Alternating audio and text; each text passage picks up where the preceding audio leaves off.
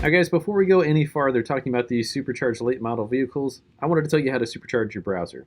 I'm here to tell you about Honey. Now this video is sponsored by Honey. If you guys ever buy something online and later find out that you could have got it a little bit cheaper, you have to admit it is a bit frustrating. Fortunately, I just found Honey. Now this installs in 2 clicks. Honey works on all sorts of websites like Amazon, eBay, Advance Auto Parts, Home Depot. You would shop like you would normally shop. And when you go to checkout, Honey scans the internet for coupon codes and other discounts, and then it's like magic. It automatically applies them to your cart at checkout. You just shop like you normally shop, and it will go to work and save you some money. So guys, I installed Honey in a moment, and then immediately went to Advance Auto Parts and bought a battery. On the first purchase, it saved me $44, just like that, and it only took a moment. Definitely felt pretty good after saving that much money in no time whatsoever. Honey is for everyone because it works on practically anything you buy online. Like I said, it's very easy to install, only takes 2 clicks. There's really no reason not to try Honey. It's free to use and easy to install on your computer in just 2 clicks. So shop with confidence and get Honey for free. Joinhoney.com/Fasterproms. Again, that's joinhoney.com/Fasterproms. Thanks again to Honey for sponsoring this video. Hope you guys enjoy. Okay, guys, so let's get to the meat of this right here. I want you guys to meet a good friend of mine that I've had for a long time, Carlos Rios. That's me. Used to be LC7, now he's LC01. LC01. All right, so guys, Carlos and I go way back. So I first heard of Carlos actually on YouTube, and this was what, 2005, 2006? Something like that, yeah. So he took like a 2006 Trailblazer SS motor and put it in his S2000. So the first S2000 with an LS. Working. And I was, driven. yeah, I was so jealous. And I was like, I was looking for a car to do an LS swap, and then that was what he did. So the irony of the whole thing is that a couple weeks later, it might have been a month or something like that, he ends up calling me, and then we just kind of hit it off from there. He's down in Naples, so he's at the very southern end of the state, and I'm right in the middle of the state. One thing led to another, and his shop blew up, and I would go down there and tune like sometimes twice a month. Yeah. Sometimes twice a month, and I'd be crazy late nights, and I'd stay with his family. Another really interesting fact about Carlos and the cars that he's done is he has the fastest naturally aspirated C7.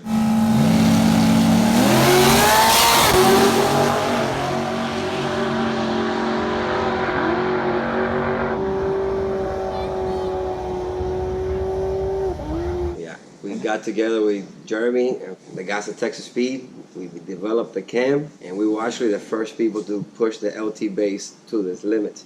And the first one to the 9s. We didn't have competition for over a year or maybe 2 years. And now the guys that are actually pushing the limits are Texas Speed guys, which we kind of helped and developed a lot for them. So it was a good honor to do that, for sure. And how fast did you go in, like 980s? It went 994. 994, naturally aspirated. Old motor with a 6.2, where they said couldn't be done. That is sick, yeah. And guys, I remember driving that car, and really that thing felt as fast as a worked on Huracan. I mean, it was fast. 136 mile an hour and a quarter mile, and it went 160 and a half a mile. 160 and a half mile. Dang, that's and actually driven. Yeah, and what did it make? It was like 570 or something? 560s, yeah, 560. 560 through an automatic. So, I mean, that thing was getting it. Now, also, he still has the S2000, and the S2000 is not now gone as fast as you said, low 8s? Yeah, 820s, but it's a working process. It's got to get a lot of iron out. Yeah. It's hard. What was the trap speed on that? We actually went sideways on the trap, so we're not going to set it by an hour. We went sideways. Sideways. That's I've never heard. Yeah, we went sideways. That's some count.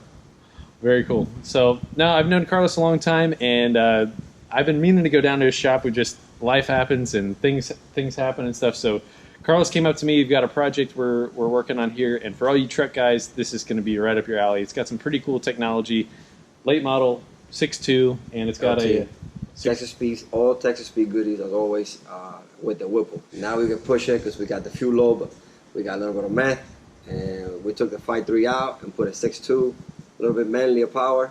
So let's see what it makes. I want to beat Jeremy's what is that? Hippopotamus. Porcupines. Hippopotamus power. That's the goal. Language barrier there. Porcupines, yeah. I don't think that would be any sort of problem with this thing. So this thing's a beast. So we got a Whipple, methanol injected, and do we have E85 on this? No, it's 93. No E85? The Okay. guy wants to run only 93 Okay. with meth. Only a nozzle too, so that's going to be a little tough. So what I like about this is the body style is the short cab, short bed.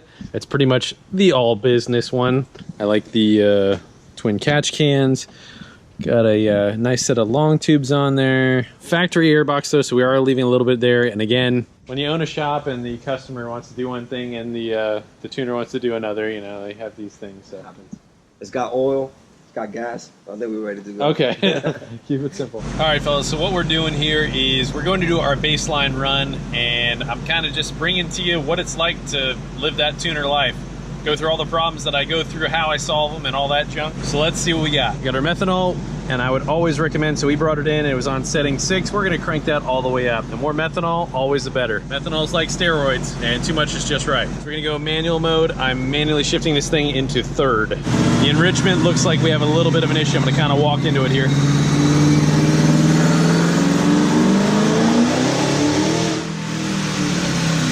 All right, so short pull, and the exhaust is kind of rattling there a little bit. All right, so on a short pull, I made 587, 648. I'm trying, the enrichment was a little bit weird going in, and I just gotta figure out what's going on there. Let's look at our data log. So right here, I can tell as I'm throttling in, that is not having the enrichment that we really want. So we've got to lower the threshold of where that comes in, and I only made a pull to 4,800 RPM. So that's a pretty decent number for starters. In 3rd gear, I don't know how much boost that we're making at the moment because the factory map sensor only reads 3 pounds boost. So let's go ahead and get this all worked out. The enrichment later on in the curve was fantastic. I just wanted to play it safe. All right, so our air temperature is not too bad, between 104, 109 between the IET1 and IET2. Let's see about this enrichment here.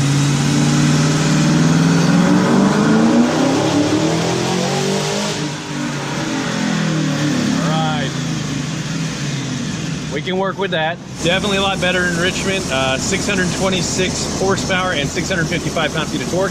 It is rather rich, and I think we can run a significant amount more spark advance. So guys, if you ever are out doing some tuning, it's always best to approach this slowly and gently because, well, things are volatile. And you don't want to be buying somebody a motor. So this is something that this is always on the risk. This is always something that is part of tuning. It's so difficult for anybody else on the outside looking in to understand is the fact that, hey, we're playing with thousands of dollars just about every dyno pull. Something could go wrong, and you want to make the most judicious decision as possible and play your cards right. So we have plenty of fuel. That is about 12 to 1 all the way across the board, and even richer on the top end, so that tells me I can most certainly work with that. Our power curve is dropping. Let's look at our injection timing, and I think if we add the spark advance, we could get that to extend a few hundred RPM beyond that. So right now we're peaking power at about 5,700 RPM. I'd like to see this thing peak at about maybe 61, 62, something that is totally reasonable and obtainable if we play our cards right. So let's make it happen. All right, so here's what we decided on. So this is what's going through my goofy brain here right now. We're at 12 to 1 air-fuel ratio. Now, normally that's where you would want to tune any other non-direct injected engine. That would be a fantastic place. We would have the air fuel already done. However, this is a directed injection engine, so we are going to target 13 to 1 air fuel ratio. With that being said, I leaned it out.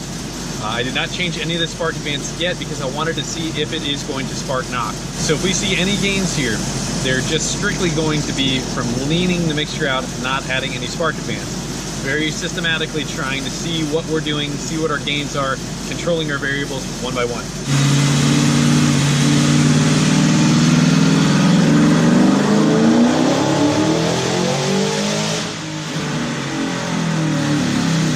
All right, we did extend our usable RPM range. We're still a little rich right there. It looks like about 12.3, 12.5 on the top end right there.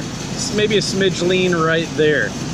We actually lost a little bit down in the middle, but we gain on the top. So this thing is looking like it wants to be somewhere about middle 12s to upper 12s. All right, so our fuel pressure is dropping a bit up top.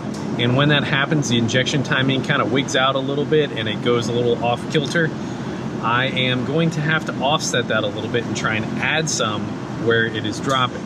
We want to be in a certain range, and once we're there, the car will make more power. Just as I was saying, hey, we needed to extend that RPM range in part because the fuel pressure is dropping. So right there, our fuel pressure at 6,300 RPM is 42 pounds. So this next run, we're gonna add 1.5 degrees of spark advance. We're gonna add the injection timing where it's kind of trailing off a little bit to try and smooth that power curve out just a little bit. One of the other things that we have to bear in mind is that it's also getting hotter every single run.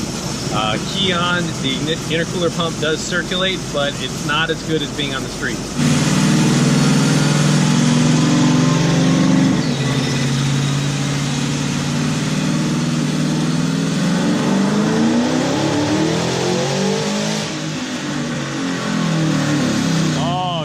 Much better, much better. 665 torque, 654. So we picked up 20 horse by adding that 1.5 degrees. We got the same air fuel there. Beautiful torque curve all the way across the board. Seems like we had some sort of little divot right there, right about 6,000, but we are carrying the power longer. Guys, bear in mind, we still have the cutouts closed. We're trying to get all of our variables under control, but we are getting there. In my mind, this is the most effective way in order to yield the most amount of power.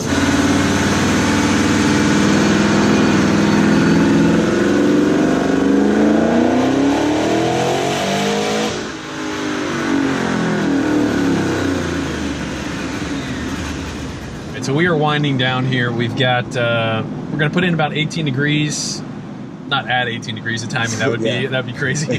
We're gonna have 18 degrees of timing. We're gonna open up the cutouts. Right now we're both sitting here kind of wishing that we had that extra cold air on there. We'd probably make another pound of boost. Throttle body. Yeah, bigger throttle body. It would be easier to make that 700 wheel mark. So we're gonna try, but we have those two major limitations. I mean, the blower is kind of choking a little bit, but we're making good power for what it is. I mean, this is gonna be stupid fast. Like I still remember when we went for a test drive and this thing made 550 on the 5.3, it was stupid fast. Just the torque and everything was so much fun. And in this kind of platform, in this truck, it feels way faster than 550 wheel. It's the torque is what's so much fun. So especially with that wheel, it's just insane how it comes on. Yeah. It keeps pulling.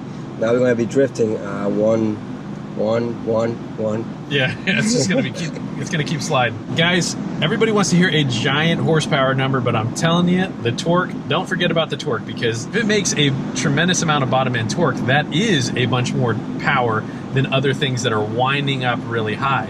So torque is king, torque is strength, and horsepower is speed, and this thing has both of them. So let's finish this up, and we're gonna go take you out on a test drive. All right, cutouts are open. Neat little deal, kind of a Bluetooth thing. Let's go. Boop, boop. Cutouts open. It's gonna be loud, this one.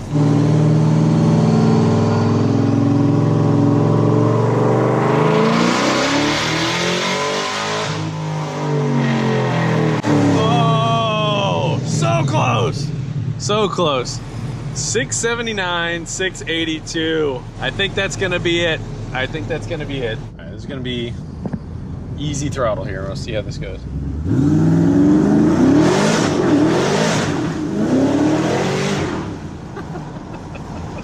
That's literally trying to pedal into full throttle. I think he's gonna need some tires here.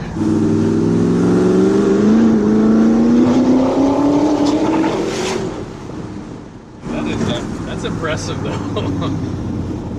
Honestly, it's hard to kind of feed it all of it. If you're not in the truck, it's hard to understand. It's hard to tell you. It really is. But it really I'm is. scared.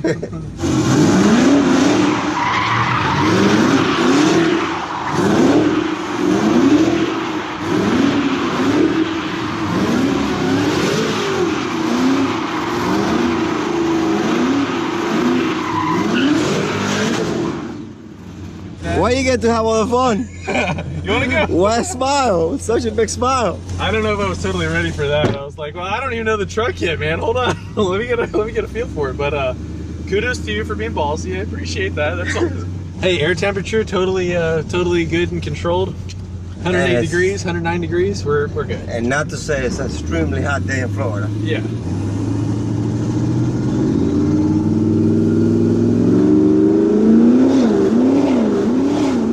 Traction control. Well, I guess that illustrates how easy it is to blow the tires off, because that was all the tires spinning as I'm kind of walking into it. I gotta say, he's the most skilled Uber driver there is right now. That seems far. Oh, hey.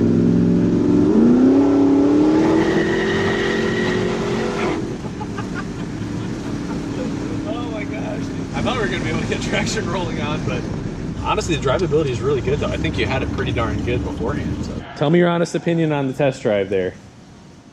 I was scared because that was 5,000 pounds, not wanting to get traction, and then catching traction all of a sudden. I gotta admit, I got a 1,000 horsepower car, and I was definitely scared.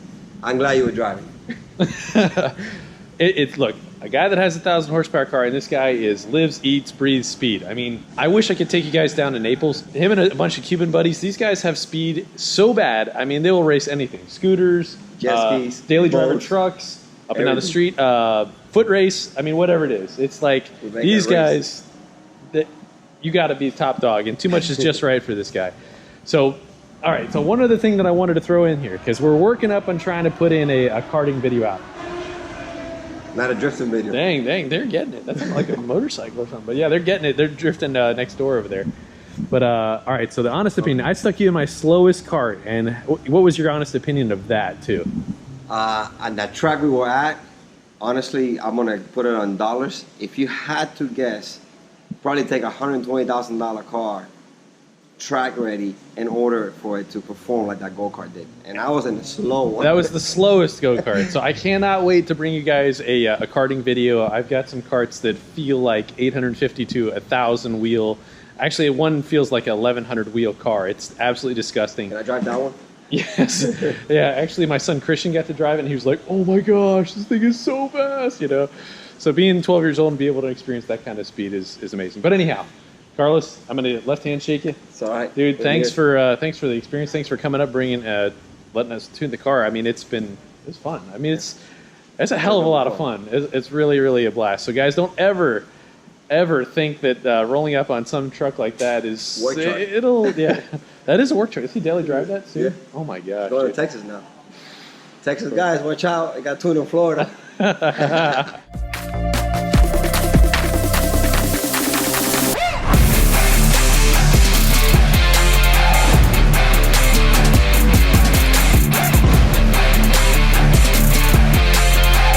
This LT4, this is a 2016 manual trans car that my buddy just put on some ZR1 wheels.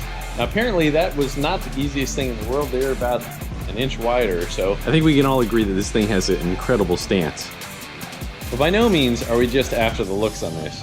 We are going to pick up a bunch of power on this thing. So right now we're going to do a baseline pull, see what this thing makes. It does have headers and a cold air on it. It is untuned. We're going to tune it, port the blower, put a pulley on it, do a flex fuel sensor kit, and we're going to show you what our package is worth and how much power we can gain by just tweaking very selective things, optimizing it every step of the way. All right, so first things first, what we're going to do is we're going to read the PCM so I can grab the file that is out of the car, and then we'll start modifying that. So if you guys have thought about modifying your own vehicle, or even considering getting HB tuners so that you could do some logging, there's a tremendous amount of support in the forums there of how to tune the vehicles. So I just plugged this into the diagnostic port right there. Key is on, set to read. Starts reading the car. A couple minutes later, we're in business. So this car does have headers and it has a cold air. This is going to be our baseline untuned file, and see what we got.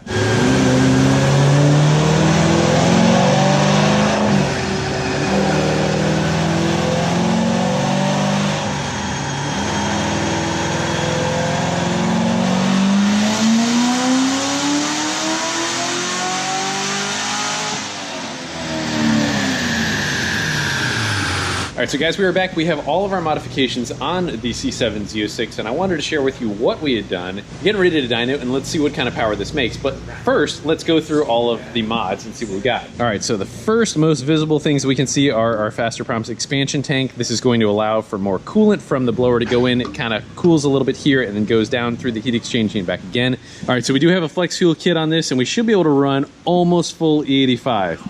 Now we did a Fasterproms 231 pulley on there, as well as ported the supercharger. we actually changed out the cold air that we had on there. We went to an AFE. So with the AFE, what we've done is we've opened up the air box down in there, and then we have another area where we have a NACA duct. If you guys watch the video with the ASA stock car on there, what we've done is we've cut a hole down in there where the NACA duct is.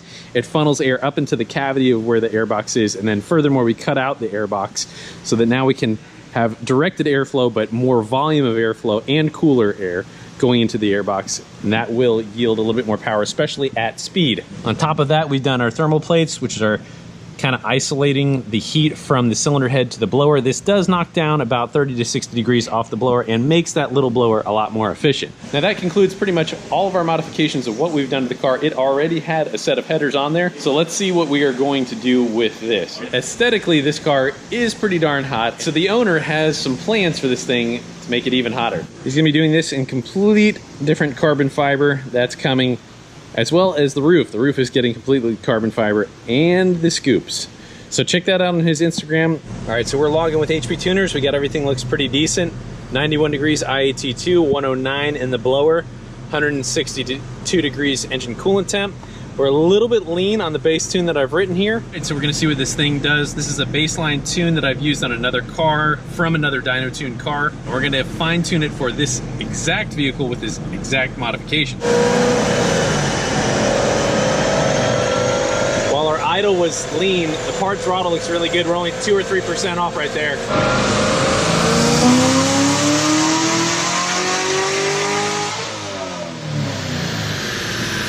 All right, so we got a rich air fuel mixture right now, and we're going to clean that up. Don't have a lot of spark advance in there, but we're making a bunch more torque at the moment.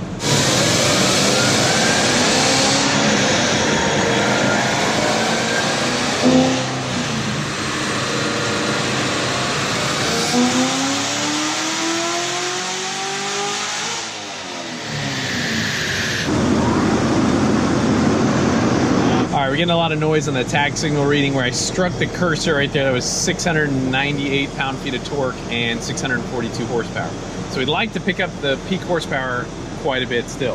This car has been a major pain in the butt. As I was trying to add more spark advance, the thing wanted to spark knock, and I've really had to fight tooth and nail just to get where I'm at. So the best numbers I could get to beforehand, before the E85, was 648 and 713 pound-feet of torque. The torque is outstanding. It's taking and making a ton more power on the bottom end, but it's really, really, really hard to try and make the power up top. Now, I will say this is most definitely an exception. And right now we're down a little bit of power from what we expected to be at. We thought we would be somewhere about 660 and maybe 700 and some odd pound-feet of torque. Now that has to do with a lot of other factors here. The fact that this is spark knocking is the biggest issue, and that's what we're trying to fight. So I cannot throw the spark in up top of what I wanted to do, but right now on the E85, I've done one base pull on the E85 and made 670 and 724 pound-feet of torque. That was an ultra hot run. This one right here, we should do a lot better, and we'll see what she does.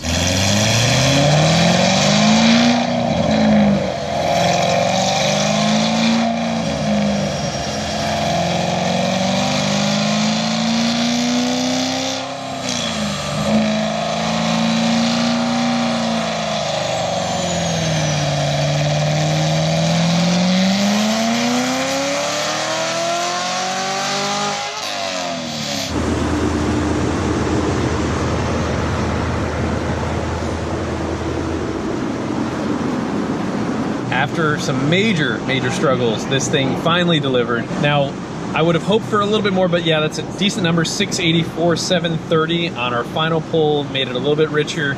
On E85, you can always run a little bit leaner before knock. So this thing is doing it to it. We finally did get the spark advance in it, but it had to take the E85 in order to be able to do it. So there's nothing quite like the bottom end torque of these superchargers.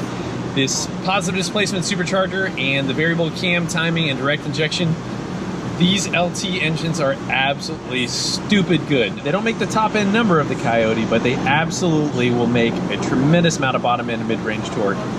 And they are incredibly fast. Like, this car should be good to run probably 980s at maybe about 138 miles an hour if we take the air off. Possibly as fast as 141 in favorable weather. All right, so I know that torque says 863, but when we put the cursor right there, it's about 713 was the best numbers that we actually saw right there. So this is our before and after E85. Now with the 85, we did pick up a substantial amount more power there. So right at about 40 peak, and in some areas about 46 plus.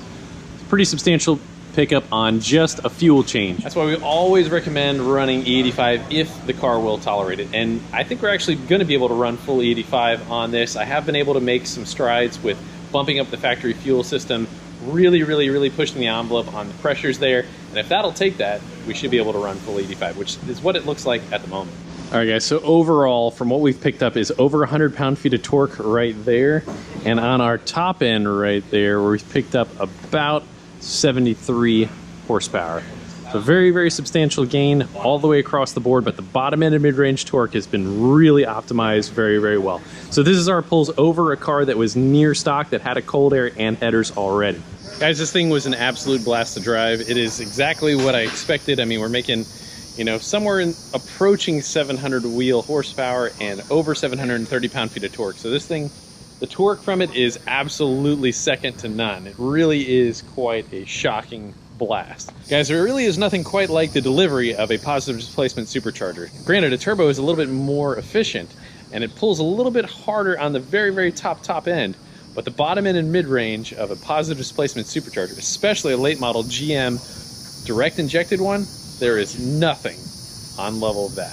Hopefully you guys learned a little bit from the package and how our package kind of works and basically the torque in the bottom end and mid-range that we gain from this thing. So thank you guys for watching. God bless you. We'll see you soon. Bye.